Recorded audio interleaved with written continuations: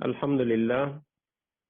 لله وكفى وسلام على عباده الذين اصطفى أما بعد فأعوذ بالله من الشيطان الرجيم بسم الله الرحمن الرحيم لا يؤاخذكم الله باللغو في أيمانكم ولكن يؤاخذكم بما كسبت قلوبكم والله غفور حليم للذين يؤلون من نسائهم تربص 4 أشهر فإن فاءوا فإن الله غفور رحيم صدق الله العظيم اللهم صل على محمد النبي الأمي وعلى آله وأصحابه وبارك وسلم اللهم أرنا الحق حقا وارزقنا اتباعه وأرنا الباطل باطلا وارزقنا اجتنابه رب زدني علما رب زدني علما رب زدنی علما سورہ بقرہ آیت نمبر 225 ہے لا يؤاخذكم الله باللغو في أيمانكم ولكن يؤاخذكم بما كسبت قلوبكم والله غفور حلیم اللہ تمہاری لغو قسموں پر تمہاری گرفت نہیں کرے گا ولكن يؤاخذكم بما كسبت قلوبكم البتہ جو قسمیں تم نے اپنے دلوں کے ارادے سے کھائی ہوں گی ان پر گرفت کرے گا واللہ غفور حلیم اور اللہ بہت بخشنے والا بڑا بردبار ہے لا یؤاخذکم وہ اللہ تمہیں نہیں پکڑے گا مواخذے سے ہے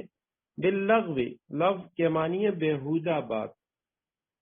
گنتی میں نہ آنے والی بات فی ایمانکم تمہارے قسموں میں سے ایمان کی تشریح ہم کر چکے ہیں یمین سے ہے یمین کی جمع ہے یمین دائیں ہاتھ کو کہا جاتا ہے اور چونکہ عرب قسم اٹھاتے وقت اپنے داہنے ہاتھ کو کسی اور کے دائیں ہاتھ میں دے دیتے تو اس لیے اسی سے یمین قسم بنا ہے دائیں ہاتھ کو بھی کہتے ہیں یمین اور قسم کو بھی کہتے ہیں اسی کی جمع ہے ایمان البتہ اگر اس کو زیر کے ساتھ پڑھا جائے ایمان تو وہ الگ چیز ہے یعنی ایمان لانا قبول کرنا اطاعت کرنا وہ اس معنی میں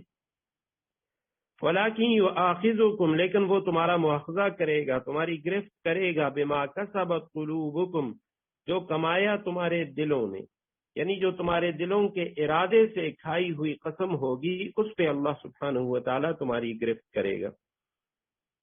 ٹھیک ہے جزاکم اللہ ارشد بھائی یہ صفحہ ٹھیک ہے اگر تھوڑا بڑا ہو سکتا ہو تو اور بڑا کر دیں واللہ غفور حلیم اور اللہ سبحانہ وتعالی جزاکم اللہ واللہ غفور حلیم اور اللہ بہت بخشنے والا حلیم بڑا بردبار ہے بردبار تحمل والا یعنی جو جوش غضب سے اپنے نفس اور طبیعت کو روکتا ہے اسے حلیم کہا جاتا ہے آیت کریمہ کو ماقبل کی آیت نمبر 224 کے ساتھ ملا کر دیکھیے اس میں تھا وَلَا تَجْعَلُوا اللَّهَ عُرْضَةً لِأَيْمَانِكُمْ أَن تَبَرُّوا وَتَتَّقُوا وَتُصْلِحُوا بَيْنَ النَّاسِ کہ اللہ کے نام کو اپنی قسموں میں اس غرض سے استعمال نہ کرو کہ اس کے ذریعے نیکی اور تقوی کے کاموں اور لوگوں کے درمیان صلح صفائی کرانے سے بچ سکو سب سے پہلے تو آیت کریمہ 224 کے شروع میں لا تجعلوا اللہ عرضۃ اللہ کے نام کو اپنی قسموں میں تو اس سے یہ بات بتا دی گئی کہ اللہ سبحانہ وتعالی کے نام کے علاوہ کسی اور کی قسم اٹھانا وہ شرک ہے قرآن کریم کی قسم علماء نے اس کا جواز لکھا ہے جائز ہے لیکن باقی اس کے علاوہ اللہ اور اس کے کلام کے علاوہ کسی اور کی قسم اٹھانا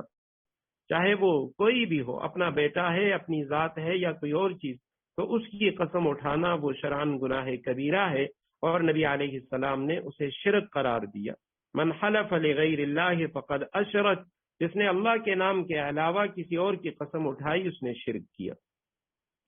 تو فرمایا قسم تو اللہ کے نام کی اٹھاؤ لیکن ایسے کاموں میں بھی قسم نہ اٹھاؤ کہ تم نیکی کے کام نہیں کرو گے تقوی کے کام نہیں کرو گے لوگوں کے درمیان صلح صفائی نہیں کرو گے یہ بھی شیطان کی ایک چال ہوتی ہے کہ جب بندہ کوئی نیکی کرتا ہے اور شیطان دیکھتا ہے کہ وہ اس نیکی میں کامیاب ہونے والا ہے دو بندوں کے درمیان صلح صفائی کرانے میں یا کسی اور نیکی یا تقوی کے کام کرنے میں وہ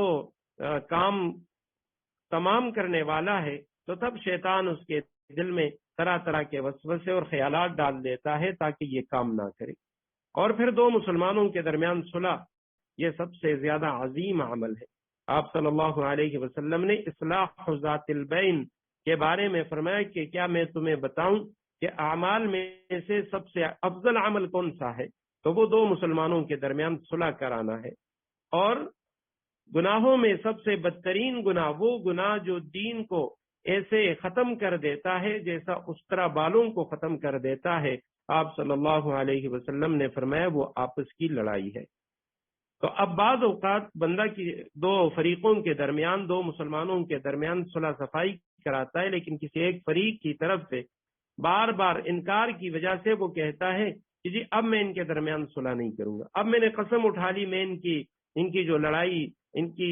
یہ جو لڑائی جھگڑا ہے اس میں نہیں آؤں گا، اور ان کی صلح صفائی میں، ان کے جرگوں میں، ان کے فیصلوں میں نہیں آؤں گا۔ فرمایا اللہ کے نام کو آڑ نہ بناؤ ایسی چیزوں میں کہ تم نیکی کے کام اور تقوی کے کام اور لوگوں کے درمیان صلح صفائی نہیں کرو گے۔ اب اسی آیت کے ساتھ اس آیت کریمہ کو دیکھیے کہ لا یؤاخذکم اللہ۔ فرمایا بعض قسمیں ایسی ہوتی ہیں کہ جو لغو قسم ہے، کوئی بےہودہ بات ہے، اس پہ کوئی گناہ بھی نہیں ہے،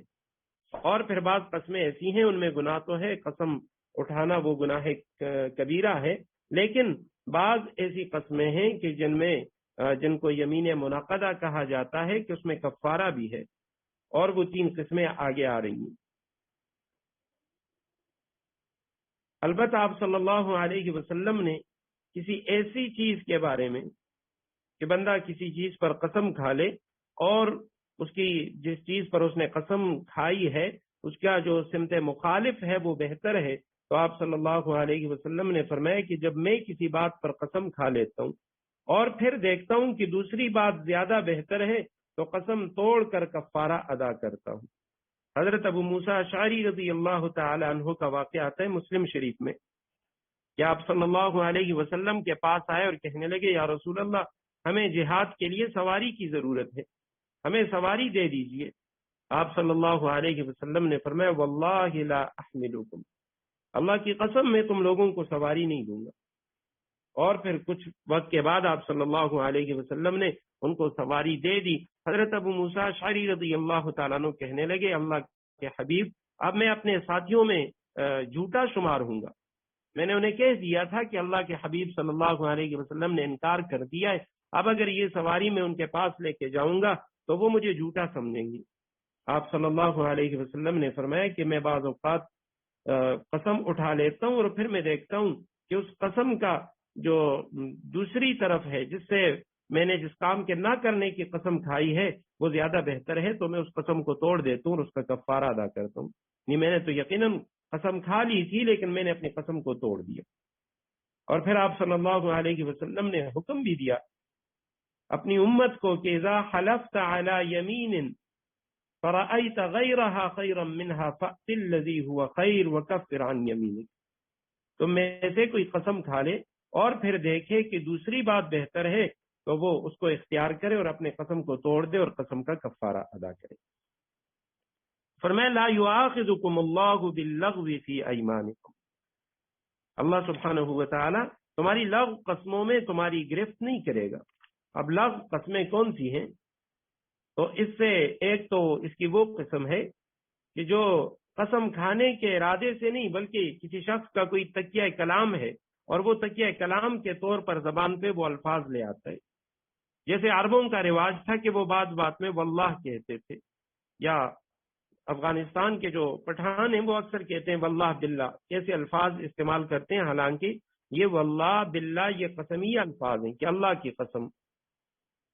تو اسی طرح بعض اوقات انسان ماضی کے کسی واقعے پر قسم کے ارادے ہی سے قسم کھاتا ہے لیکن اس کے خیال کے مطابق وہ قسم صحیح ہوتی ہے، جھوٹ بولنے کا اس کا ارادہ نہیں ہوتا، لیکن بعد میں پتہ چلتا ہے کہ جس بات پر اس نے قسم کھائی تھی حقیقت میں وہ صحیح نہیں تھی۔ تو یہ جو قسم ہے یہ دوسری قسم ہے، اور یہ بھی لغو ہی کے اندر آتی ہے، یعنی اس کے اوپر کوئی گناہ نہیں ہے، یا تو اس کا تکیہ کلام ہے، بعض بات میں وہ قسم کھا لیتا ہے، اور یا ماضی میں کسی واقعے پہ وہ یہ سمجھ رہا تھا کہ اس طرح ہوا ہے اور اس نے اس پہ قسم کھا لی، حقیقتاً وہ واقعہ اس طرح نہیں ہوا تھا، تو یہ بھی یمین لغو ہے، اس میں یعنی نہ گناہ ہے اس پر اور نہ کفارہ ہے۔ دوسری جو قسم ہے یمین کی، اس کو یمین غموس کہتے ہیں۔ غموس کے معنی ہے جھوٹ بولنا، جھوٹی قسم، کہ ماضی کے کسی کام پر قسم اٹھایا اور یعنی دیدہ دانستہ اس نے اس پہ غلط جو قسم کے الفاظ ہیں وہ استعمال کیے، حالانکہ اسے علم تھا کہ یہ واقعہ اس طرح نہیں ہے، لیکن اس نے قسم کھا کے کہا کہ یہ واقعہ اس طرح ہوا ہے، تو اس کو یمین غموس کہتے ہیں، جھوٹی قسم، اور اس میں کفارہ تو نہیں ہے لیکن یہ بندہ گناہ گار ہوتا ہے، یہ گناہ کبیرہ ہے اس طرح جھوٹی قسم اٹھانا، اور کفارہ اگرچہ اس میں نہیں ہے۔ اور آپ صلی اللہ علیہ وسلم نے 7 چیزوں کے بارے میں فرمایا کہ یہ سخت ترین گناہ ہے، اس میں ایک یہ جو یمین غموس ہے اس کا ذکر کیا۔ اور تیسری جو قسم ہے اس کو کہتے ہیں یمین منعقدہ، مستقبل میں آنے والے دنوں میں کسی کام کے کرنے یا نہ کرنے کا قسم کھانا، اور پھر اگر وہ اپنے قسم کو، جو قسم اس نے کھائی ہے اس کو اگر اس نے پورا کر دیا تو تب تو وہ حانث نہیں ہے، اس پہ کفارہ نہیں آئے گا۔ مثلا کسی شخص نے کہا کہ جی میں فلاں کام کروں گا، اب اس نے وہ کام کر لیا تو یہ حانث نہیں ہے، لیکن اگر خدا نخواستہ وہ کام نہ کر سکا، یا کسی کام کا کہا تھا میں آئندہ ایسا نہیں کروں گا اور اس نے اس پہ قسم کھائی تھی، اب بعد میں اس نے وہ کام کر لیا تو اب یہ اس نے قسم کو توڑ دیا، اس کو حانث کہا جاتا ہے، یہ حانث ہو گیا، لہذا یہ کفارہ ادا کرے گا۔ اور کفارے کا ذکر سورہ مائدہ میں ہے، فَكَفَّارَتُهُ اطعام 10 مساکین من اوسط ما تطعمون۔ قسم کا کفارہ یہ ہے کہ 10 مسکینوں کو 2 وقت کا کھانا کھلائے، اور یا اگر وہ نہیں کر سکتا تو پھر 3 روزے تسلسل کے ساتھ 3 روزے رکھے، یہ قسم کا کفارہ ہے۔ یا اگر خدا نخواستہ کوئی بندہ قرآن کے اوپر ہاتھ رکھے یا قرآن کی قسم کھا کے وہ کہے کہ میں ایسا کروں گا، وہ نہ کر سکا، تو اس کا کفارہ بھی یہی ہے کہ 10 مسکینوں کو 2 وقت کا کھانا، یا اس کھانے کی قیمت، اور یا 3 روزے مسلسل۔ واللہ غفور حلیم، اللہ سبحانہ و تعالی بڑے بردبار، بخشش کرنے والے، بڑا مہربان، بخشنے والا، اور حلیم بردبار ہے۔ للذین یؤلون من نسائهم تربص 4 اشہر، جو لوگ اپنی بیویوں سے ایلا کرتے ہیں یعنی ان کے پاس نہ جانے کی قسم کھا لیتے ہیں، تربص 4 اشہر، ان کے لیے 4 مہینے کی مہلت ہے۔ فَإِن فَاءُوا، چنانچہ اگر وہ قسم توڑ کر رجوع کر لیں، فَإِنَّ اللَّهَ غَفُورٌ رَحِيمٌ، تو بے شک اللہ بہت بخشنے والا، بڑا مہربان ہے۔ للذین، ان لوگوں کے لیے، یہ لام اکثر آتا ہے، اور قرآن کریم کے اندر بھی، احادیث کے اندر بھی، ایک لام کسی بھی اسم کے اوپر آئے یا فعل کے اوپر بعض اوقات آتا ہے تو یا علا کا لفظ آتا ہے، تو اس کو سمجھنا چاہیے لام یہ ہمیشہ اس کے فائدے کے لیے آتا ہے، یعنی اس بندے کو یہ کام کرنا چاہیے، اور علا اس کے اوپر، جیسے مشہور حدیث ہے آپ صلی اللہ علیہ وسلم نے فرمایا القرآن حجت لک او علیک، کل قیامت کے دن قرآن یا تو تیرے حق میں وہ حجت ہوگا، یعنی تیرے بارے میں وہ سفارش کرے گا، او علیک، یا تیرے خلاف، تو علی خلاف کے لیے اور لام فائدے کے لیے۔ تو للذین کے معنی، لام کے معنی اس کا، اس کی، یا اس کے لیے، تو للذین، ان لوگوں کے لیے، یؤلون، مضارع جمع مذکر غائب کا صیغہ ہے، ایلا سے ہے، وہ یعنی عورتوں کے پاس نہ جانے کی قسم کھاتے ہیں۔ ایلا اس قسم کو کہتے ہیں جس پر قسم کھانے والے کو تکلیف اور کوتاہی کا سامنا کرنا پڑے، یہ اس کے لغوی معنی ہے، جبکہ اصطلاح شریعت میں، قرآن کریم کی اصطلاح میں، ایلا اس قسم کو کہتے ہیں جو عورت کے ساتھ جمع نہ کرنے پر اٹھائی جائے، اور اس کے آگے تشریح آ رہی ہے۔ قرآن کریم میں سورہ نور کے اندر بھی یہ لفظ آ چکا ہے، وَلَا يَأْتَلِ أُولُو الْفَضْلِ مِنْكُمْ، قسم کے بارے میں حضرت صدیق اکبر رضی اللہ تعالیٰ عنہ کا واقعہ گزشتہ درس میں ہم سن چکے ہیں۔ حضرت مصطح رضی اللہ تعالیٰ عنہ کے بارے میں انہوں نے جو قسم کھائی تھی کہ آئندہ وہ ان کی مالی مدد نہیں کریں گے، تو وہاں پہ لا یأتل، اسی ایلا کا لفظ، ایلا قسم کو کہتے ہیں، لیکن شریعت کی اصطلاح میں وہ خاص قسم ہے کہ جو عورت کے ساتھ جمع نہ کرنے پر اٹھائی جائے۔ جو لوگ اپنی بیویوں سے ایلا کرتے ہیں یعنی ان کے پاس نہ جانے کی قسم کھا لیتے ہیں۔ تربص اربعۃ اشہر، نساء یہ امراتن کی جمع ہے، نسوان بھی ہے اور نسوتن کا لفظ بھی ہے، نساء کا بھی ہے۔ تربص کے معنی ہے ٹھہرنا، انتظار کرنا، کسی معاملے کے ختم ہونے یا پورا ہونے کا، یا کسی سامان کی گرانی یا ارزانی کا، تو اس کے لیے یہ لفظ آتا ہے تربص، انتظار کرنا، ٹھہر جانا۔ اربعۃ، 4 اشہر، شہر کی جمع مہینے، تو 4 مہینے ان کے لیے انتظار کرنا ہے، 4 مہینے کی ان کے پاس مہلت ہے۔ فَإِن، پس اگر فاؤ یہ جمع مذکر غائب کا صیغہ ہے، فے سے سائے کا ہٹ جانا، فاعلا کے معنی ہے لوٹنا، تو اس کا معنی ہوا اگر اس عرصے میں وہ قسم سے رجوع کر لیں، قرآن کریم میں دوسری جگہ پہ حتی تفیء الی امر اللہ، اور اسی طرح یتفیأ ظلالہ، حتی تفیء الی امر اللہ کے معنی ہے یہاں تک کہ وہ خدا کے حکم کی طرف رجوع کر لائے، واپس لوٹ جائے، اور سائے کے لوٹنے کے لیے یہ لفظ ہے یتفیأ ظلالہ، جن کے سائے لوٹتے ہیں۔ اور اسی طرح مال فے، مال غنیمت کو کہتے ہیں، فئتن کے معنی گروہ، جماعت،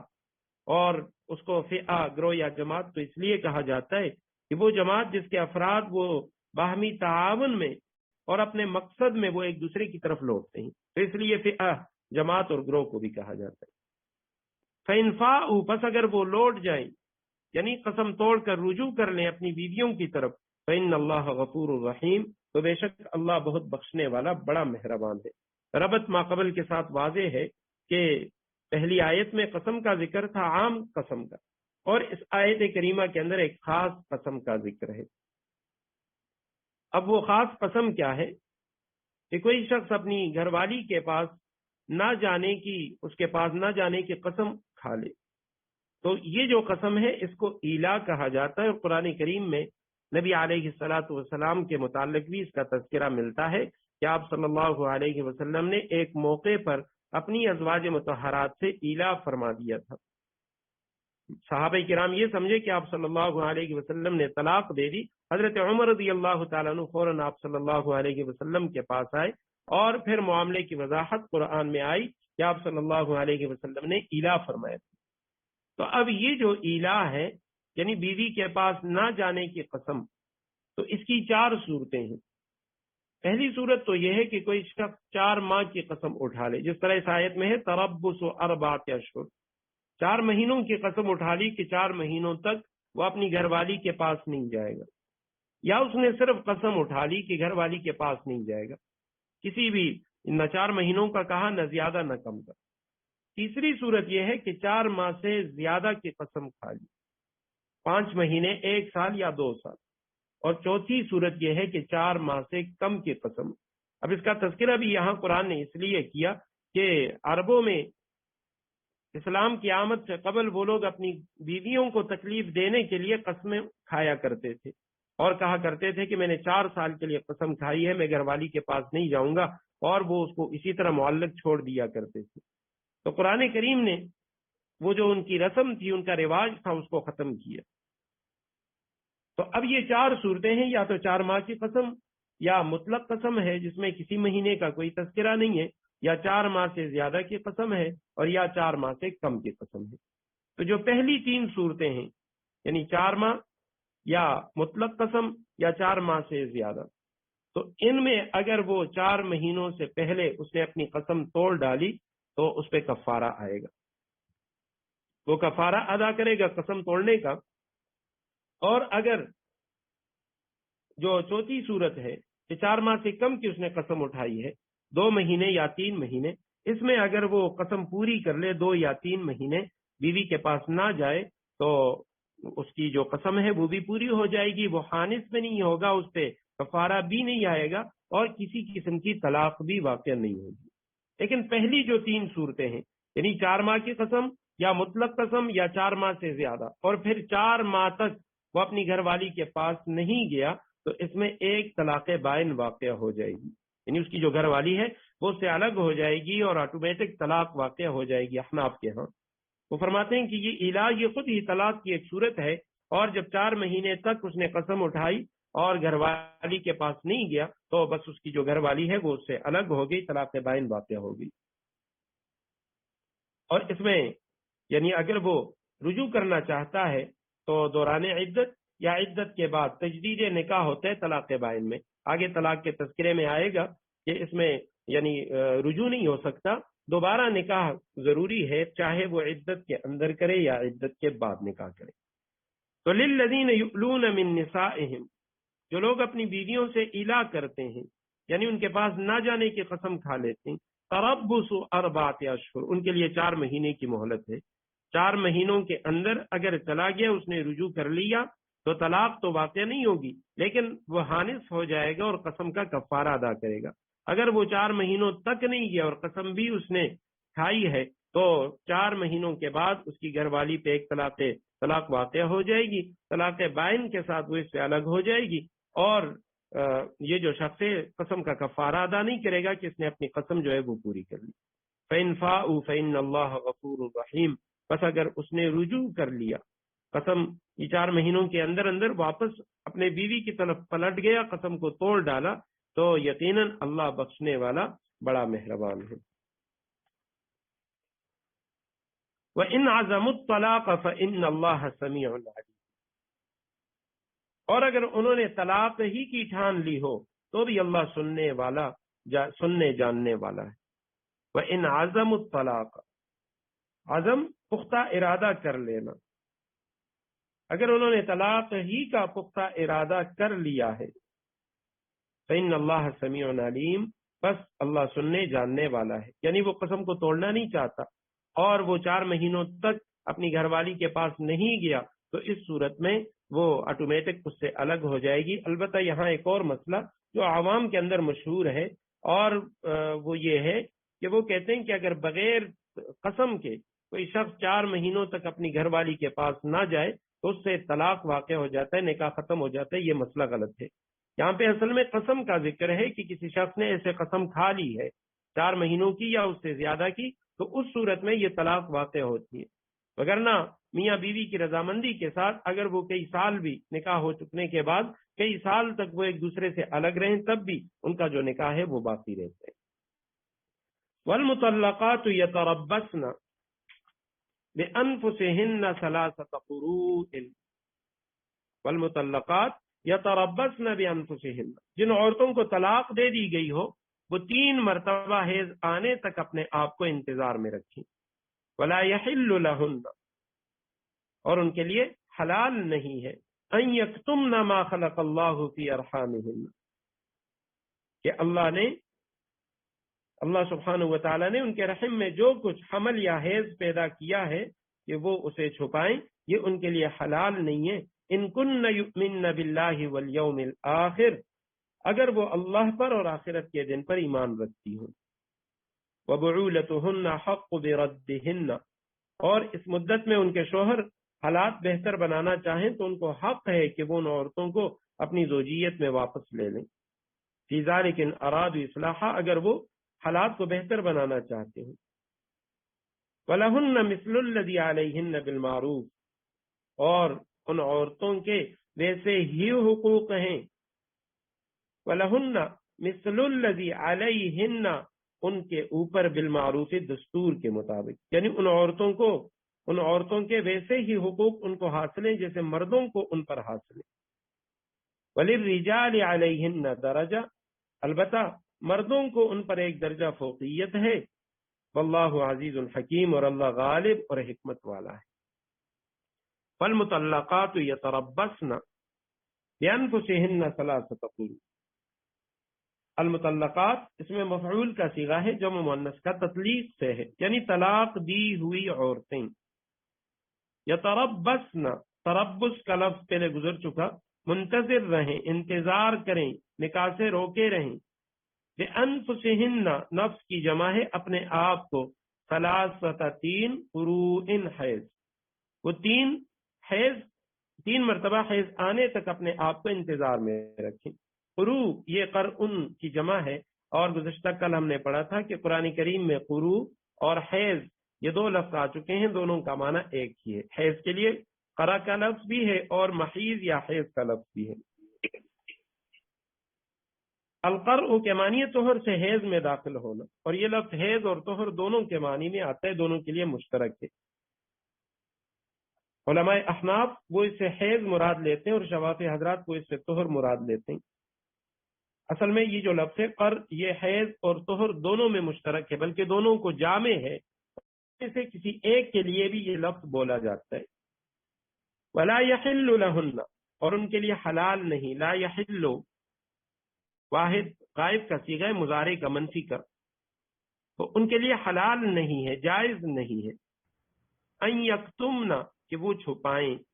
کتمن سے ہے، وہ عورتیں چھپائے رکھیں، وہ چیز خلق اللہ، جو اللہ نے پیدا کی، فی ارحامہن، ان کے ارحام میں، ان کے رحم میں۔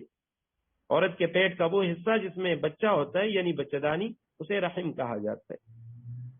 اور استعارے کے طور پہ یہ رحم کا لفظ قرابت، رشتہ داری کے لیے بھی استعمال ہوتا ہے، جیسے ہم اولو الارحام کہتے ہیں، کیونکہ یہ تمام جو اقربا ہے یہ ہے کہ رحم سے پیدا ہوتے ہیں، تو اس لیے ان کو بھی اولو الارحام کہا جاتا ہے۔ ان کن، اگر وہ عورتیں ہوں، یؤمن، ایمان لانے والی، باللہ، اللہ پر، اگر وہ اللہ پر ایمان رکھنے والی ہوں، والیوم الآخر، اور قیامت کے دن پر، تو ان کے لیے حلال نہیں ہے، جائز نہیں ہے کہ جو کچھ اللہ نے ان کے رحم میں رکھا ہے وہ اس کو چھپائے۔ وبعولتہن، بعولہ یہ جمع ہے بعل کی، ان عورتوں کے خاوند۔ سورہ قرآن کریم میں سورہ ہود میں ہے وَهَذَا بَعْلِي شَيْخًا، اور یہ میرے خاوند بھی بوڑھے ہیں۔ خاوند کے لیے قرآن کریم میں 3 لفظ آئے ہیں، بال کا لفظ ہے، سید کا لفظ ہے، اور زوج کا لفظ ہے۔ وبعولتہن، اور ان کے شوہر، احق، زیادہ حقدار ہیں، بردہن، ان عورتوں کے لوٹانے پر، یعنی ان عورتوں کو واپس اپنی زوجیت میں لانے کے زیادہ حقدار ان کے شوہر ہیں۔ فی ذالک، اس عدت میں، اس دورانیے میں، ان ارادو، اگر انہوں نے ارادہ کیا ہو، وہ چاہتے ہوں، اصلاحاً، اصلاح کا، درستگی کا، صلح کرنے کا، معاملات سنوارنے کا اگر انہوں نے ارادہ کیا ہے، تو شوہر جو ہیں وہ زیادہ حقدار ہیں اس کے کہ وہ ان بیویوں کو واپس اپنے نکاح میں لوٹا لیں۔ وَلَهُنَّ، اور ان عورتوں کے لیے، وہی لام کا لفظ میں بتا چکا ہوں کہ لام کا لفظ فائدے کے لیے آتا ہے، کہ جو چیز ان کے حق میں ہے، جو ان کے حقوق ہیں، اس حوالے سے۔ وَلَهُنَّ، اور ان عورتوں کے لیے اسی طرح کے حقوق ہیں، مثل، اسی طرح، الذی، جو، علیہن، ان عورتوں پر ہیں، یعنی جس طرح عورتوں پر مردوں کے حقوق ہیں، اسی طرح عورتوں کے بھی حقوق ہیں مردوں پر۔ وَلَهُنَّ، اور ان عورتوں کے لیے حقوق ہیں، وَلَهُنَّ مِثْلُ الَّذِي عَلَيْهِنَّ، یعنی وَلِلنِّسَاءِ عَلَى الْأَزْوَاجِ حَقٌّ مِثْلَ حَقِّ الَّذِي عَلَيْهِنَّ لِلْأَزْوَاجِ، عورتوں کے حقوق مردوں پر ویسے ہی ہیں جیسے مردوں کے حقوق عورتوں پر ہیں، بالمعروف، عام دستور کے مطابق، یعنی معروف طریقے کے مطابق۔ وَلِلرِّجَالِ، اور مردوں کے لیے، پھر لام آ گیا، رجال رجل کی جمع ہے، رجل مرد کو کہتے ہیں، اور اگر اس لفظ کو ہم را کے زیر کے ساتھ پڑھیں، رجل، وہ پاؤں کو کہا جاتا ہے عربی میں۔ وَلِلرِّجَالِ، اور مردوں کے لیے، علیہن، علی کا لفظ بھی آ گیا، ان عورتوں پر، درجۃ، فضیلت ہے، ایک گنا فضیلت ہے، مرتبہ ہے۔ واللہ عزیز حکیم، اللہ سبحانہ وتعالی عزیز، جن کا اقتدار بھی کامل ہے، اور حکیم، جو جن کی حکمت بھی کامل ہے۔ یہاں سے آگے طلاق کی بحث ہے۔ اب چونکہ پہلے قسم کا ذکر اور پھر قسم کے ضمن میں ہی طلاق کی ایک صورت ایلا، جو طلاق کے ساتھ بھی لگتی ہے اور قسم کے ساتھ بھی، تو اب اس کے بعد طلاق کا تذکرہ آ رہا ہے۔ البتہ طلاق کے تذکرے سے پہلے، اور چونکہ اس کے بعد پھر الطلاق مرتان، اس پورے رکوع میں طلاق ہی کا تذکرہ ہے، تو طلاق کے تذکرے سے پہلے مختصراً یہ جو نکاح ہے اور نکاح کی جو اہمیت ہے، اور اسی طرح پھر اس کے بعد طلاق کا جو جواز ہے، شریعت نے طلاق کی یہ صورت کیوں رکھی ہے، تو اس حوالے سے مختصراً 2-4 باتیں عرض کرتا ہوں۔ سب سے پہلی بات تو یہ ہے کہ یہ جو نکاح ہے، اور اسلام نے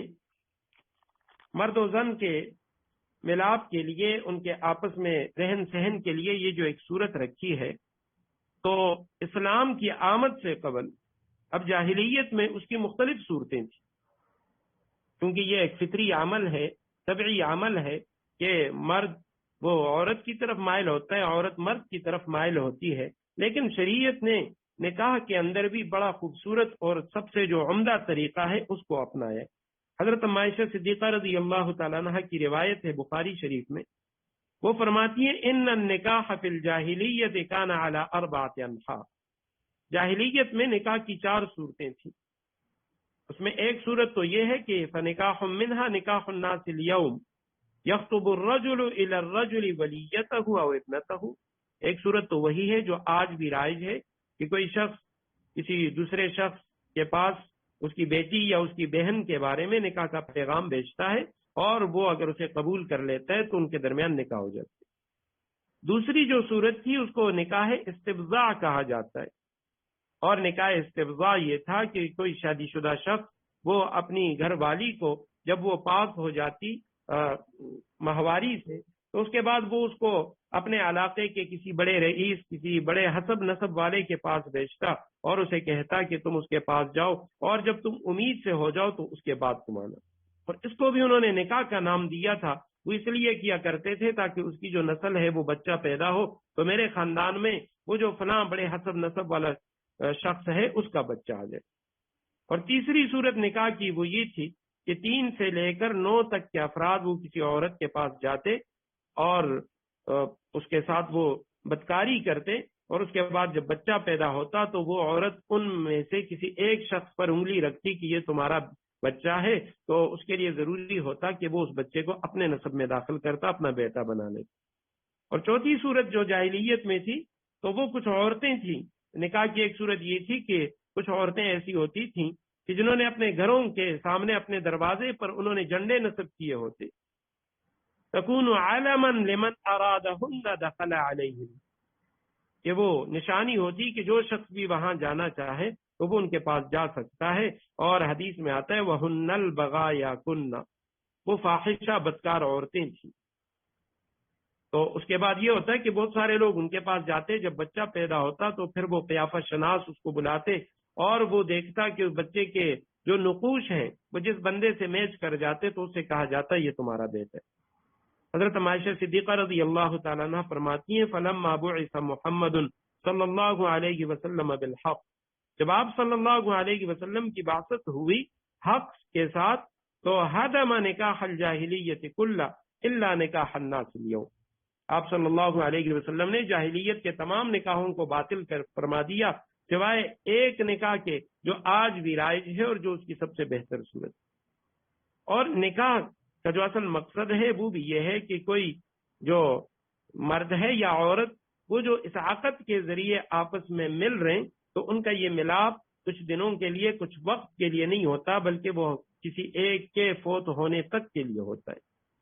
اور یہی وجہ ہے، گزشتہ کل میں نے عرض کیا تھا کہ نکاح کے خطبے میں سب سے زیادہ تقویٰ کا ذکر ہے، اور نکاح یہ صرف عام جو مالی معاملات ہوتے ہیں اس کی طرح نہیں ہے، ان عقود کی طرح نہیں ہے، بلکہ نکاح یہ عبادت ہے۔ اب اس کے بعد اگر خدا نخواستہ کسی جوڑے کے اندر اب نکاح ہو گیا، وہ نکاح کے ساتھ منسلک ہو گئے، میاں بیوی بن گئے، لیکن اس کے بعد اب ان کا آپس میں نباہ مشکل ہے، کسی بھی وجہ سے ان کی طبیعتیں نہیں مل رہی، کسی اور وجہ سے، تو اب ان کے لیے شریعت نے طلاق کا راستہ بھی رکھا ہے۔ اب اس کے علاوہ جتنے بھی مذاہب ہیں، یہاں تک کہ عیسائیت کے اندر بھی حضرت عیسیٰ علیہ السلام کا یہ قول ملتا ہے کہ انہوں نے فرمایا کہ جو شخص کسی عورت کو طلاق دیتا ہے تو وہ یوں ہے کہ گویا وہ اس کو زنا کے لیے چھوڑ رہا ہے اور اس کا گناہ اسی پر ہوگا۔ ہماری شریعت نے جہاں طلاق کی مذمت بیان کی ہے اور آپ صلی اللہ علیہ وسلم نے فرمایا کہ ابغض الحلال الی اللہ الطلاق، حلال چیزوں میں سب سے زیادہ جو مبغوض چیز ہے وہ طلاق ہے، لیکن بعض اوقات نباہ ناممکن ہو جاتا ہے تو اس صورت میں شریعت نے طلاق کی اجازت دی ہے کہ وہ طلاق کا جو راستہ ہے وہ اختیار کرے۔ تو اب ان آیات کی طرف آتے ہیں کہ والمطلقات یتربصن بانفسہن ثلاثۃ قروء، وہ عورتیں جن کو طلاق دے دی گئی ہو، یتربصن، وہ انتظار کریں، اپنے آپ کو روکے رکھیں، بانفسہن، اپنے آپ کو، ثلاثۃ قروء، 3 مرتبہ حیض آنے تک۔ اب یہ جو اس کو عدت کہا جاتا ہے طلاق کے بعد عدت یہ بھی شرن ضروری ہے. تو اب یہ عدت کی جو مدت ہے یہ مختلف ہے. عدت اور مدت قریب قریب الفاظ ہیں اور دونوں کے معنی بھی قریب ہیں. وقت کو کہا جاتا ہے. تو یہ جو عدت ہے یہ عورتوں کے حوالے سے یہ مختلف ہے. اب عورتوں کی مختلف قسمیں ہیں، اس وجہ سے عدت یہ بھی مختلف ہے. پہلی صورت تو ہے عدت طلاق. اب جو مطلقہ عورت اس کو طلاق دی گئی ہے اس کے لیے عدت گزارنا تو واجب ہے، لیکن یہ اس عورت کے لیے جس کی رخصتی ہو چکی ہو. اگر رخصتی نہیں ہوئی، نکاح ہو گیا اور نکاح کے بعد ہی کسی عورت کو طلاق دے دی گئی، تو اس کے لیے سورہ احزاب کی آیت نمبر 49 ہے، اس میں واضح فرما دیا گیا یا ایھا الذین آمنوا اذا نکحتم المؤمنات ثم طلقتموهن من قبل ان تمسوهن فما لكم علیہن من عدہ، کہ اس صورت میں کہ نکاح کے بعد رخصتی سے قبل یا خلوت صحیحہ کہا جاتا ہے، میاں بیوی وہ ملے نہیں ہیں آپس میں، تو اس سے قبل اگر طلاق ہو گئی تو اس میں عدت نہیں. دوسری صورت کہ اگر نکاح ہو گیا اور نکاح کے بعد رخصتی بھی ہو گئی تو اس صورت میں وہ جو عورت ہے اس کے لیے 3 حیض 3 ماہواری یہ اس کی عدت ہے، اور اس کے بعد وہ کسی اور جگہ نکاح کر سکتی ہے. البتہ سورہ طلاق کی آیت نمبر 4 میں ہے کہ وہ عورتیں جو حیض سے مایوس ہو چکی ہیں، جن کو حیض نہیں آتا عمر کے کم ہونے کی وجہ سے یا زیادہ عمر کی ہونے کی وجہ سے، تو ان کے بارے میں فرمایا کہ یہ اسن من المحیض ان ارتبتم فعدتهن 3 اشہر، ان کی جو عدت ہے وہ 3 ماہ ہے. اور اسی طرح جو حاملہ عورت ہے اس کی عدت کے متعلق بھی سورہ طلاق کی اسی آیت نمبر 4 میں ہے وَأُولَاتُ الْأَحْمَالِ أَجَلُهُنَّ أَن يَضَعْنَ حَمْلَهُنَّ. کسی عورت کو طلاق ہوئی اور طلاق کے بعد وہ حاملہ تھی، امید سے تھی، تو اس کی جو عدت ہے وہ وضع حمل ہے. جیسے ہی بچہ پیدا ہو گیا، اب چاہے وہ طلاق کے 1 دن بعد پیدا ہوتا ہے یا جتنے مہینے بعد پیدا ہوتا ہے، تو جیسے ہی بچے کی ولادت ہوگی تب اس کی جو عدت ہے وہ ختم ہوگی. اور یہاں آیت کریمہ میں جو فرمایا گیا یہ عام عورت کے لیے ہے کہ جس کو طلاق ہوئی اور اس کو حیض بھی آتا ہے، وہ حاملہ بھی نہیں ہے اور وہ یعنی اس کا حیض وہ بند بھی نہیں ہوا، تو اس صورت میں اس کے لیے 3 حیض ہیں. وَلَا يَحِلُّ لَهُنَّ أَن يَكْتُمْنَ مَا خَلَقَ اللَّهُ فِي أَرْحَامِهِنَّ، اور ان عورتوں کے لیے جائز نہیں ہے أَن يَكْتُمْنَ مَا خَلَقَ اللَّهُ فِي أَرْحَامِهِنَّ، کہ اللہ نے جو کچھ ان کے رحم میں پیدا کیا ہے اس کو چھپا دیں. حیض ہے اس کو چھپائیں یا اگر حمل ہے اس کو چھپائیں، کیونکہ اسی سے ان کی عدت کا پتہ چلے گا. اگر اس کو 3 حیض آ گئے تو اس کی عدت مکمل ہو چکی ہے، لہٰذا وہ اس کے بارے میں بتائے، اور اگر وہ حاملہ ہے تو وہ اپنے حمل کو نہ چھپائے اور اس کے حوالے سے وہ بتا دے اپنے شوہر کو کہ اس کی عدت ختم ہوئی ہے یا نہیں. اگر یہ عورتیں اللہ پر ایمان رکھتی ہیں قیامت کے دن پر،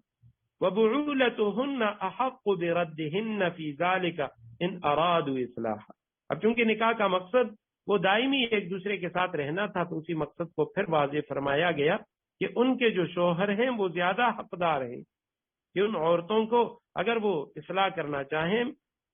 معاملات کو دوبارہ درست کرنا چاہتے ہیں، تو وہ زیادہ حقدار ہیں، وہ ان عورتوں کو لوٹا دیں. یہ طلاق کی جو طلاق رجی کی جو صورت ہے، 1 یا 2 طلاق اس نے دی ہیں تو وہ عدت کے دوران اس عورت کی طرف رجوع کر سکتا ہے. آگے انشاءاللہ اس پہ تفصیلی بحث آئے گی کہ کون سے طلاق میں رجوع ہوتا ہے اور کون سے طلاق میں اس کے بعد تجدید نکاح ہوتا ہے اور کون سا نکاح جس کے بعد کوئی بھی راستہ نہیں بچتا. وَلَهُنَّ مِثْلُ الَّذِي عَلَيْهِنَّ بِالْمَعْرُوفِ، اور ان عورتوں کے لیے اسی طرح کے حقوق ہیں علیہن، جیسے ان عورتوں پر ہیں، جس طرح ان پر ان کے شوہروں کے حقوق ہیں، مردوں کے حقوق ہیں، اسی طرح کے حقوق ان عورتوں کے بھی ہیں. اب قرآن کریم نے کتنی وضاحت کے ساتھ عورتوں کے حقوق کا ذکر کیا کہ عورتوں کے بھی مردوں پر اسی طرح کے حقوق ہیں جس طرح عورتوں پر ان کے شوہروں کے مردوں کے حقوق. دونوں طرف برابری ہے، اور شرعی طور پہ آخرت کے حوالے سے مرد اور عورت میں کوئی فرق نہیں.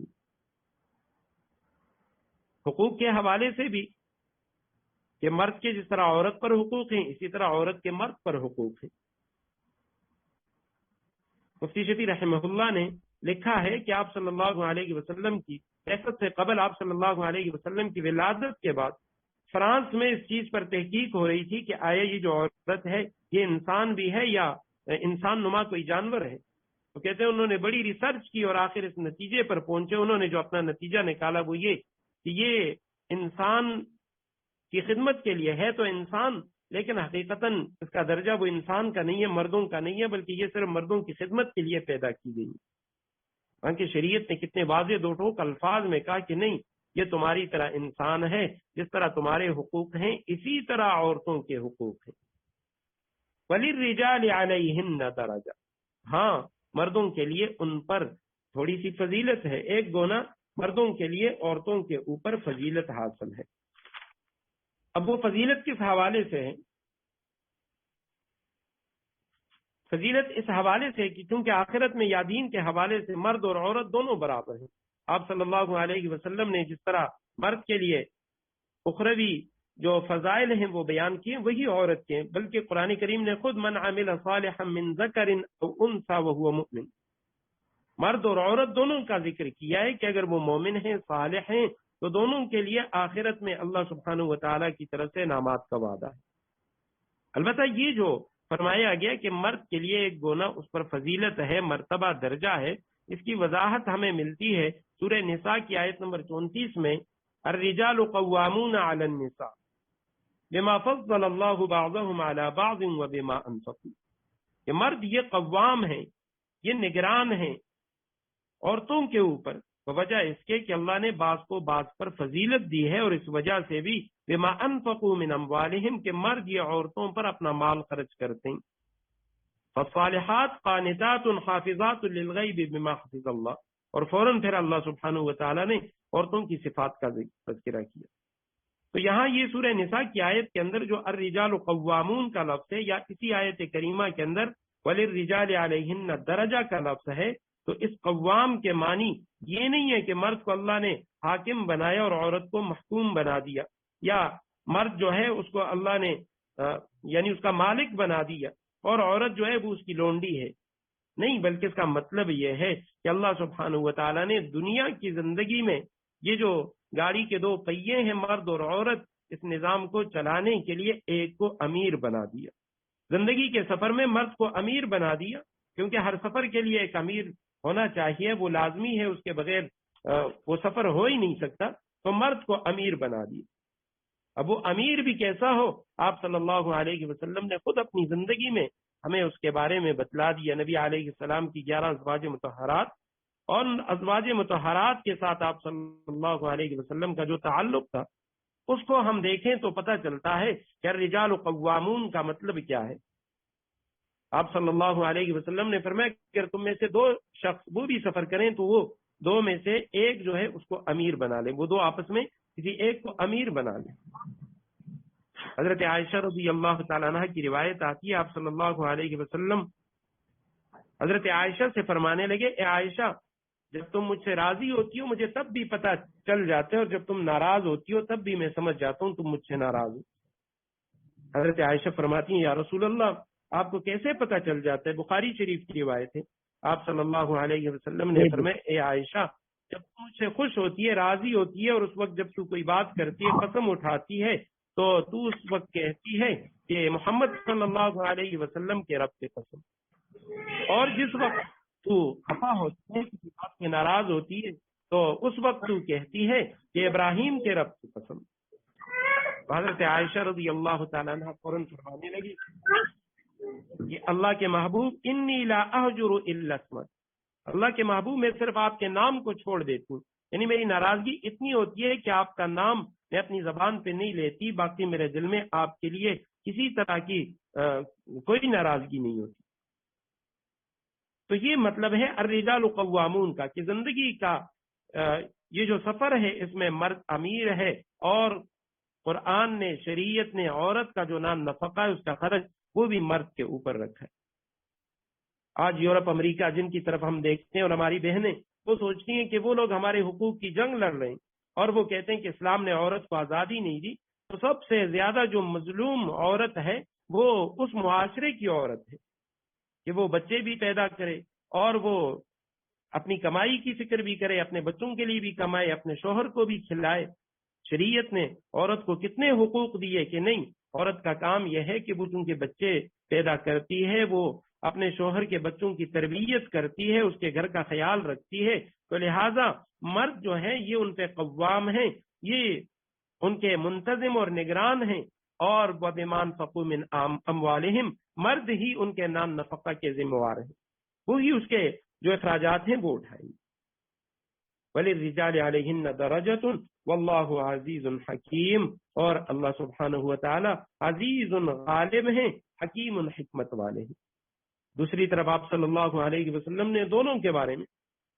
عورتوں سے متعلق آپ صلی اللہ علیہ وسلم نے فرمایا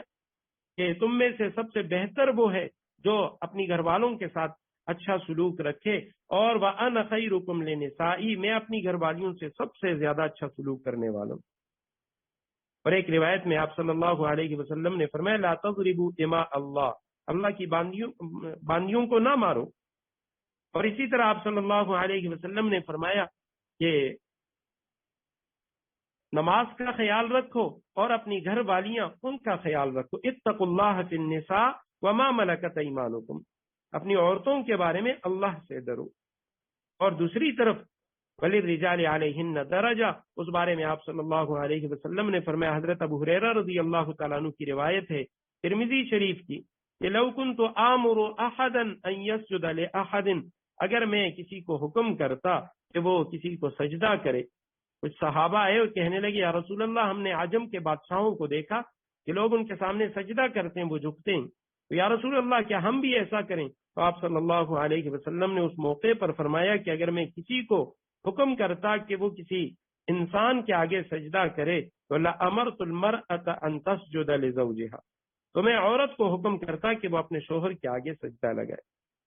اور اسی طرح ایک روایت میں فرمایا کہ ایما امرأۃ ماتت وزوجها عنها راض دخلت الجنہ،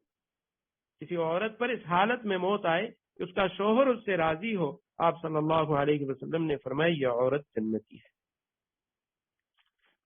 والمطلقات یتربصن بانفسهن ثلاثة قروء، جن عورتوں کو طلاق دے دی گئی ہو وہ 3 مرتبہ حیض آنے تک اپنے آپ کو انتظار میں رکھیں۔ اور یہ میں بتا چکا ہوں کہ ہر عورت کے بارے میں نہیں ہے، بلکہ ان عورتوں کے بارے میں کہ جن کو یعنی حیض آتا ہے۔ فلا يحل لهن ان يكتمن ما خلق الله في ارحامهن ان كن يؤمن بالله واليوم الاخر، اگر وہ اللہ پر آخرت کے دن پر ایمان رکھتی ہوں تو لا يحل لهن، ان کے لیے حلال نہیں کہ اللہ نے ان کے رحم میں جو کچھ حمل ہے یا حیض ہے وہ پیدا کیا ہے تو اسے چھپائیں، یہ ان کے لیے حلال نہیں۔ وَبُعُولَتُهُنَّ حَقُّ بِرَدِّهِنَّ، اور ان کے شوہر وہ زیادہ حقدار ہیں، فی ذالک، اس مدت میں ان کے شوہر وہ زیادہ حقدار ہیں ان عورتوں کے لوٹانے کا، اپنی زوجیت میں دوبارہ لانے کا، ان ارادوا اصلاحا، اگر وہ حالات بہتر بنانا چاہیں۔ وَلَهُنَّ مِثْلُ الَّذِي عَلَيْهِنَّ بِالْمَعْرُوفِ، اور ان عورتوں کو ویسے ہی حقوق حاصل ہیں جیسے مردوں کو ان پر حاصل ہیں۔ لام اور اعلیٰ کا لفظ، لہن اور علیہن، لہن ان کے حقوق، علیہن ان پر جو حقوق ہیں۔ وَلِلرِّجَالِ بِالْمَعْرُوفِ، معروف طریقے کے مطابق۔ وَلِلرِّجَالِ عَلَيْهِنَّ دَرَجَةٌ، اور مردوں کو ان پر ایک درجہ فوقیت ہے۔ واللہ عزیز الحکیم، اللہ غالب ہے اور حکمت والا ہے۔ الطلاق مرتان امساکم بمعروف او تسریح باحسان، طلاق زیادہ سے زیادہ 2 بار ہونی چاہیے۔ فامساکم بمعروف او تسریح باحسان، اس کے بعد شوہر کے لیے 2 ہی راستے ہیں، یا تو امساکم بمعروف، قاعدے کے مطابق بیوی کو روک رکھے، او تسریح باحسان، یا خوش اسلوبی سے چھوڑ دے، یعنی رجوع کے بغیر عدت گزر جانے دے۔ ولا یحل لکم، اور اے شوہرو تمہارے لیے حلال نہیں ہے، ان تأخذوا مما آتیتموہن شیئا، کہ تم نے ان بیویوں کو جو کچھ دیا ہے وہ طلاق کے بدلے ان سے واپس لے لو۔ الا ان یخافا الا یقیما حدود اللہ، الا یہ کہ دونوں کو اس بات کا اندیشہ ہو کہ وہ نکاح باقی رہنے کی صورت میں اللہ کی مقرر کی ہوئی حدود کو قائم نہیں رکھ سکیں گے، تو اس صورت میں فَإِنْ خِفْتُمْ أَلَّا يُقِيمَ حُدُودَ اللَّهِ، چنانچہ اگر تمہیں اس بات کا اندیشہ ہو کہ وہ دونوں اللہ کی حدود کو قائم نہ رکھ سکیں گے، فَلَا جُنَاحَ عَلَيْهِمَا فِي مَا افْتَدَتْ بِهِ، تو ان دونوں کے لیے اس میں کوئی گناہ نہیں ہے کہ عورت مالی معاوضہ دے کر علیحدگی حاصل کرے. تلک حدود اللہ فلا تعتدوها، یہ اللہ کی مقرر کی ہوئی حدود ہیں، لہذا ان سے تجاوز نہ کرو. ومن یتعد حدود اللہ، اور جو لوگ اللہ کی حدود سے تجاوز کرتے ہیں، فاولئک هم الظالمون، وہ بڑے ظالم لوگ ہیں. الطلاق مرتان، یعنی طلاق زیادہ سے زیادہ 2 بار ہونی چاہیے، یا طلاق رجعی وہ 2 بار ہے. طلاق کے معنی ہے چھوڑ دینا، قید سے آزاد کرنا، اور طلاق کے اصطلاحی معنی ہیں یعنی عورت کو نکاح کے بندھن سے آزاد کرا دینا. مرتان، یہ مرتن کی تثنیہ ہے، 2 بار. امساک، روکے رکھنا، او تصریح باحسان، تصریح باحسان کے معنی ہے خوش اسلوبی سے چھوڑ دینا. تصریح اس کے معنی نکال دینا، رخصت کر دینا، چھوڑ دینا. تو یہاں پہ اس کے معنی ہو گئے بیوی کو طلاق دینا. اور یہ جو تصریح کا لفظ ہے اس کے معنی اونٹ کو یعنی چرنے کے لیے باہر چراگاہ کی طرف لے جانا، چراگاہ میں چھوڑ دینے کا معنی بھی ہے. قرآن کریم سورہ نحل کی آیت نمبر 6 ہے، وَلَكُمْ فِيهَا جَمَالٌ حِينَ تُرِيحُونَ وَحِينَ تَسْرَحُونَ. وہاں پہ اسی معنی میں ہے یعنی ان سے تمہاری عزت اور شان ہے، ان اونٹوں سے، جب انہیں شام کو تم جنگل سے لاتے ہو اور صبح چرانے کے لیے لے جاتے ہو. حین تسرحون، صبح چرانے کے لیے لے جانا. اور سارح چرواہے کو کہتے ہیں. تصریح کا ایک معنی کنگی، کنگی کو بھی تصریح کہتے ہیں، کنگی کرنے کو. او تصریح باحسان، یا ان کو اچھے طریقے سے چھوڑ دینا ہے.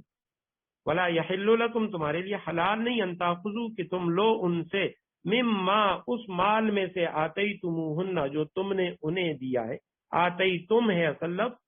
مضارع حاضر کا صیغہ ہے، آخر میں ہنہ ضمیر ہے. آتیتم، جو تم نے دیا، ہنہ، ان کو،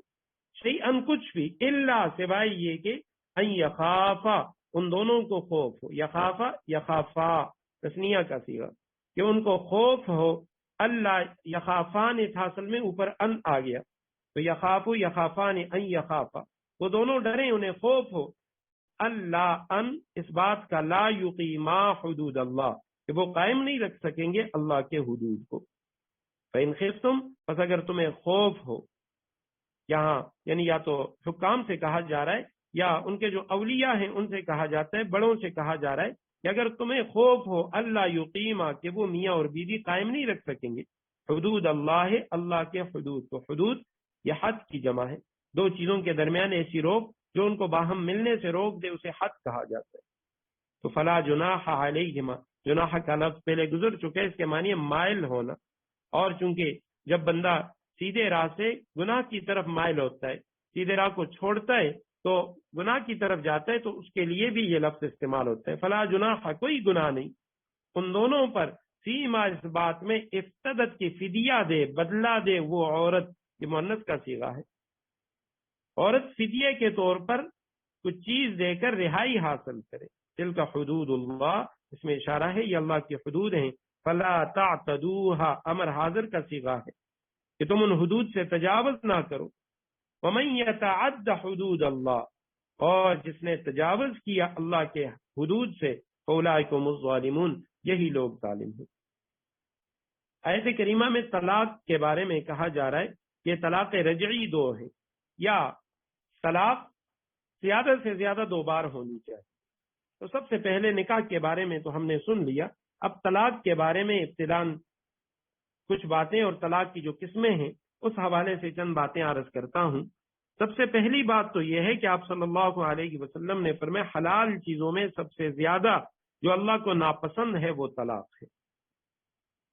اور طلاق کی مشروعیت اس وجہ سے ہے کہ نکاح وہ تو ساری عمر کے لیے، لیکن خدا نخواستہ کوئی ایسا جوڑا بن گیا جن کا آپس میں نباہ مشکل ہے، کسی ایک کی طبیعت کی وجہ سے، یا دونوں ایک دوسرے کو ناپسند کرتے ہیں، یا کسی اور وجہ سے، تو شریعت نے ایک راستہ یہ بھی چھوڑا ہے کہ مرد جو ہے وہ طلاق کے ذریعے اسے رہائی دے دے اور یا اس سے اپنی جان چھڑا لے. تو سب سے پہلے طلاق کی یعنی واقع کرنے کے لحاظ سے، طلاق دینے کے لحاظ سے طلاق کی 3 قسمیں ہیں. سب سے پہلی صورت طلاق احسن اسے کہا جاتا ہے، طلاق کی سب سے بہتر صورت، کہ ایک ہی طلاق وہ دے دے شوہر، اور ایسے طہر میں، ایسی پاکی میں جس میں اس نے مباشرت نہ کی ہو، اور اس کے بعد چھوڑ دے تاکہ اس کی عدت جو ہے وہ گزر جائے، تو یہ طلاق احسن ہے۔ اور جیسے ہی عدت گزر جائے گی، عدت گزرنے کے بعد وہ جہاں چاہے وہ نکاح کر سکتی ہے۔ تو یہ طلاق کی سب سے بہتر صورت ہے، اور اس کی وجہ یہ ہے، ایک تو یہ ہے کہ اگر وہ عورت سے بالکل تنگ آ چکا ہے، وہ چھوڑنا چاہتا ہے، تو اس نے ایک طلاق دے دی ایک طہر میں، اب اس کے بعد جیسے ہی اس کی عدت وہ مکمل ہو گئی تو وہ عورت آزاد ہے، جہاں چاہے وہ نکاح کر سکتی ہے۔ لیکن اگر اس دوران یہ شوہر پشیمان ہو جائے اور وہ یہ سمجھے کہ میں نے غلطی کر دی، تو اب اس کے بعد عدت کے دوران اسے رجوع کا حق ہے، یعنی دوبارہ نکاح کی ضرورت نہیں ہے، وہ صرف طلاق سے رجوع کر لے، اپنی گھر والی کے پاس چلا جائے، تو وہ اس کی وہ جو طلاق ہے وہ تو واقع ہو چکی ہے، لیکن ان کا نکاح ختم نہیں ہوگا۔ طلاق کی دوسری صورت جس کو طلاق حسن بھی کہتے ہیں، طلاق سنت بھی کہتے ہیں، سنت کا یہ مطلب نہیں ہے کہ الیاذ باللہ یہ نبی علیہ السلام نے طلاق دی ہے، اس طرح نبی علیہ السلام نے ازواج مطہرات میں سے کسی کو بھی طلاق نہیں دی۔ سنت کا مطلب یہ ہے کہ یہ سنت سے قریب ہے، اور وہ یہ ہے کہ ہر طہر میں پاکی میں ایسی پاکی جس میں وہ اپنی گھر والی کے پاس نہیں گیا، اس پاکی کے اندر پہلی پاکی میں ایک طلاق دے، دوسری پاکی میں دوسری طلاق، اور تیسری پاکی کے اندر تیسری طلاق دے۔ تیسری قسم طلاق کی جس کو طلاق بدعت کہا جاتا ہے، اس کی کئی صورتیں ہیں، یا تو ایک ساتھ 3 طلاقیں دے دے، یا حیض کے دنوں میں عورت کو طلاق دے دے، اور یا جو ہے ایک ہی مجلس میں یعنی ایک ہی لفظ کے ساتھ 3 طلاقیں دے۔ تو چاہے وہ حیض کے دوران دے، یا 3 الفاظ میں ایک ہی مجلس میں 3 لفظوں سے طلاق دے، یا ایک ہی لفظ سے 3 طلاقیں دے، تمام صورتوں میں یہ طلاق واقع ہو جاتی ہے، اور یہ اس کو طلاق مغلظ بھی کہا جاتا ہے کہ اس کے بعد شوہر کے پاس یا بیوی کے پاس رجوع یا دوبارہ نکاح کی کوئی صورت نہیں ہے، اور ان دونوں کا تعلق بالکل ختم ہو چکا ہے۔ اب دوسری طرف آتے ہیں، طلاق واقع ہونے کے حوالے سے بھی طلاق کی 3 قسمیں ہیں۔ ایک کو کہا جاتا ہے طلاق رجعی، شوہر نے ایک طلاق دی یا 2 طلاق صریح الفاظ کے ساتھ، طلاق کے لفظوں کے ساتھ، یا ایسے الفاظ جو طلاق کے لیے استعمال ہوتے ہیں ان کے ساتھ شوہر نے ایک طلاق دی، تو اس کو طلاق رجعی کہا جاتا ہے۔ رجعی یہ رجوع سے ہے، یعنی اس کے بعد عدت کے دوران شوہر رجوع کر سکتا ہے۔ ایک طلاق دی، اب وہ عدت کے دوران جب بھی چاہے وہ رجوع کر سکتا ہے، اس میں دوبارہ نکاح کی ضرورت نہیں ہے۔ تو یہ طلاق رجعی، ایک لفظ کہہ دیا طلاق کا، یا جس طرح آیت کریمہ میں ہے طلاق مرتان، 2 مرتبہ طلاق کا لفظ استعمال کر لیا، اسے بھی طلاق رجعی کہا جاتا ہے۔ اس میں بھی عدت کے اندر شوہر کے پاس رجوع کرنے کا حق ہے۔ دوسری جو صورت ہے طلاق کی، اس کو طلاق بائن کہتے ہیں، صریح لفظ کے ساتھ نہیں بلکہ کسی کنائی لفظ کے ساتھ اس نے عورت کو طلاق دے دی۔ مثلا اس طرح کا لفظ اس نے کہہ دیا کہ جاؤ تم دفع ہو جاؤ، یا مجھے تمہاری ضرورت نہیں ہے، یا اپنے باپ کے گھر جاؤ، اور اس کی نیت طلاق کی تھی۔ عام طور پر ہمارے معاشرے میں اس طرح کے الفاظ اکثر لوگ لڑائی جھگڑے میں استعمال کرتے ہیں، حالانکہ یہ طلاق کے لفظ ہیں، اور یہ طلاق رجعی بھی نہیں ہے، اس کے بعد رجوع نہیں ہو سکتا۔ یہ طلاق بائن کے الفاظ ہیں، مجھے تمہاری ضرورت نہیں ہے، میں تمہیں رکھنا نہیں چاہتا، تجھے کون بیوی بنانا چاہتا ہے، اس طرح کے جو الفاظ ہیں ان کو طلاق بائن کے کنائی الفاظ کہا جاتا ہے، اور اس سے طلاق بائن واقع ہو جاتا ہے۔ طلاق بائن اس کا حکم یہ ہے کہ عدت کے دوران یا عدت کے بعد شوہر دوبارہ نکاح کر سکتا ہے، عدت کے اندر کرے یا عدت کے بعد دوبارہ نکاح ہو سکتا ہے، لیکن رجوع نہیں ہوتا۔ اور تیسری صورت طلاق مغلظہ، سخت طلاق والی، جس کو طلاق بدعت کہا گیا، یعنی شوہر 3 لفظوں کے ساتھ ایک ہی مجلس میں وہ طلاق دے، یا اس نے 3 طلاقیں دے دی ایک ساتھ یا الگ الگ الفاظ کے ساتھ، یا 3 سے زیادہ طلاقیں دے دیں، تو اس کو طلاق مغلظہ کہا جاتا ہے۔ اور اس میں جو یعنی عورت ہے، نہ عدت کے دوران نہ عدت کے بعد کسی بھی وقت نہ رجوع ہو سکتا ہے، نہ وہ تجدید نکاح کر سکتے ہیں۔ اس کے بعد جو ہے وہ عورت اس شوہر کے لیے ہمیشہ کے لیے حرام ہو گئی، سوائے اس کے کہ وہ کسی اور شخص سے شادی کرے۔ انشاءاللہ آیت کریمہ کے ضمن میں اس کی تشریح آئے گی کہ کسی اور سے اس کی شادی ہو، پھر وہ بھی طلاق دے دے، وہ عدت گزر جائے، اس کے بعد وہ پہلے شوہر کے پاس آ جائے۔ تو یہ تو نکاح کی ابتداءً جو قسمیں بنتی ہیں، طلاق احسن، حسن اور بدعت، یا واقع ہونے کے حوالے سے طلاق رجعی، طلاق بائن اور طلاق مغلظہ۔ اور اس کے بعد جو 3 طلاقوں کا مسئلہ ہے آیت کریمہ کے اندر، انشاءاللہ اسی آیت کریمہ پہ آئندہ ہفتہ مزید اس کی تشریح کی طرف جائیں گے۔ اور اس کے ساتھ ساتھ 3 طلاقوں کا جو مسئلہ ہے انشاءاللہ وہ اگلی آیت میں آ رہا ہے۔ وآخر دعوانا ان الحمد للہ رب العالمین۔